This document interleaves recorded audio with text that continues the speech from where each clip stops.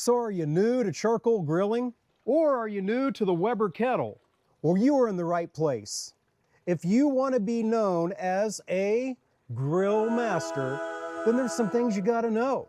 You got to know how to do smoked burgers. You got to know how to do ribeyes. You got to know how to do chicken wings. You got to know how to do beef back ribs. You got to know how to do St. Louis style ribs. And today we are tackling country style ribs. So stay tuned and we'll get this party started.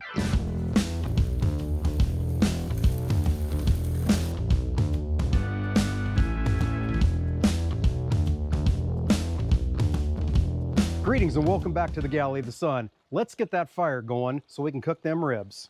You can see here that I have a 2-zone cooking basket in the grill because we're going to be doing some indirect cooking today. We're also going to be doing some direct, but that'll be later. I got that filled up with coals, so I knew how much I need. They go into the starter chimney now.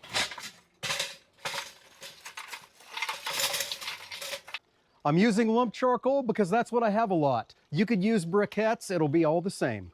Now, to get that started, we need a good quality lighter fluid. Oh, heck no, we don't.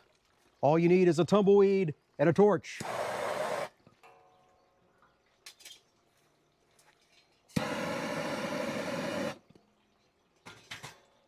We will give those coals about 15 minutes to ash over, then we'll see you for the next step. Coals have been going for 15 minutes, now let's move on to the next step. We're going to take those and dump them right back into the basket. We're going to get our grill grate in place. Now I want a temperature of about 300 degrees, so I'm going to make sure that my bottom vents are open about 50%. We will get that lid on and have those top vents open at about 1/4, and we're shooting for about 300 degrees. So I'm going to let that grill warm up for 10 minutes. In the meantime, I'll go get the ribs and we'll get those prepped. We'll see you then.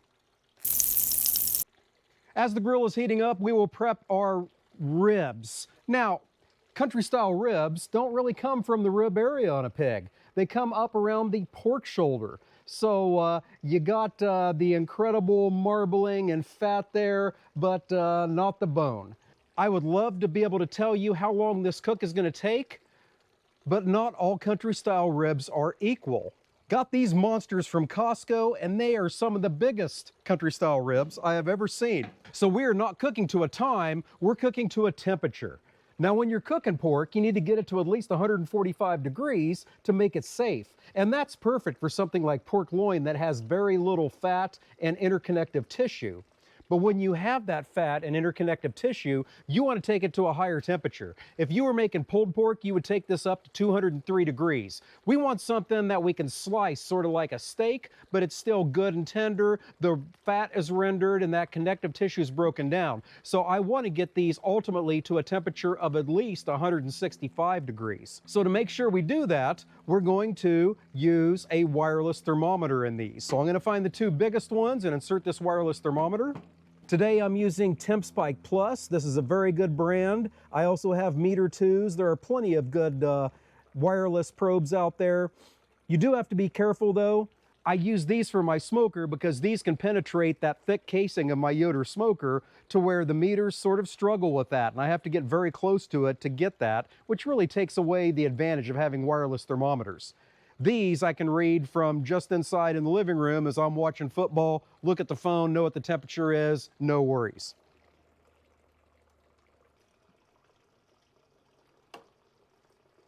Okay, I've got those into the 2 biggest pork ribs. Now we're going to hit them with a rub. Well, first of all, last night, to give us more flavor, I mixed a cup of Sweetwater Spice Company's brine. They have a bunch of different flavors. This one is apple chipotle, absolutely love it. Mixed a cup of this with 2 cups of water, chuck these things into a gallon-sized Ziploc bag, and let them set overnight. It's going to give incredible flavor to this. You don't have to use Sweetwater Spice Company, though you should. Any marinade will do. Now we're going to hit them with a rub. Basically, our go-to rub for pork is Cosmo Q's Killer Bee Honey Chipotle. But then again, use your favorite. These are big hunks of meat, so they can take a lot of seasoning. Make sure you get all 4 sides. So here is our strategy for this cook. We're going to indirect cook these until they hit about 155 degrees. Then we're going to take them off and we're get them their 10-minute rest right then. Let those juices redistribute as we rearrange our coals.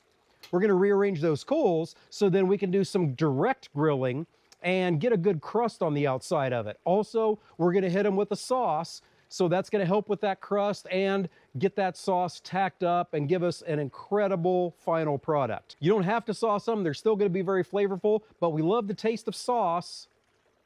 And I got a freaking ton of it, and I need to use some. So once that grill is heated up for 10 minutes, these go on the grill. We'll see you when that happens. Warm up is complete. Let's get these on the grill, but we got to do something first. Always spray your grates with something first, some kind of cooking oil, beef tallow, whatever. Not only does it keep the food from sticking, but makes the cleanup easier.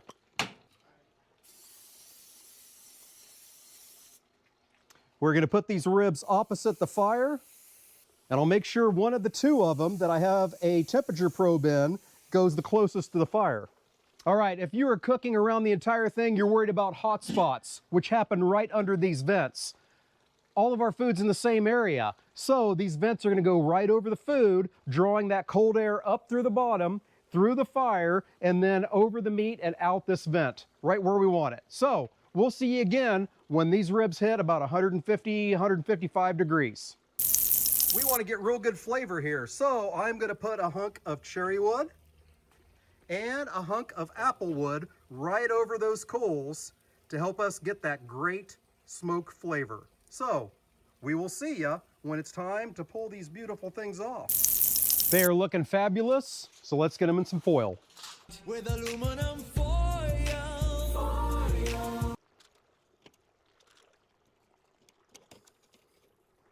So we'll wrap them tightly and let these set for 10 minutes as we rearrange our coals. Grate comes off, vortex in, and we'll put our coals in the vortex. And we will supplement those with some additional coals.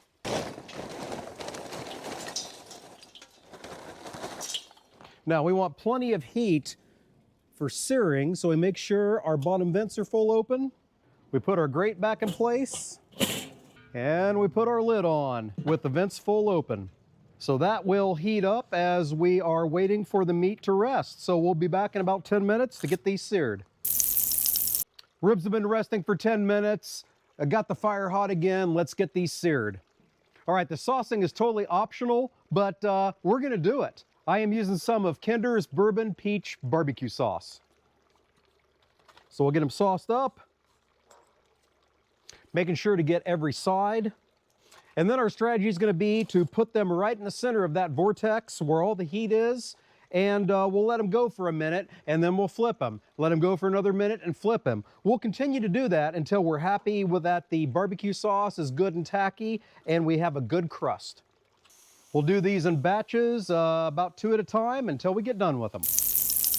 All right, the country style ribs are done. All we have left is judgment by the lovely director.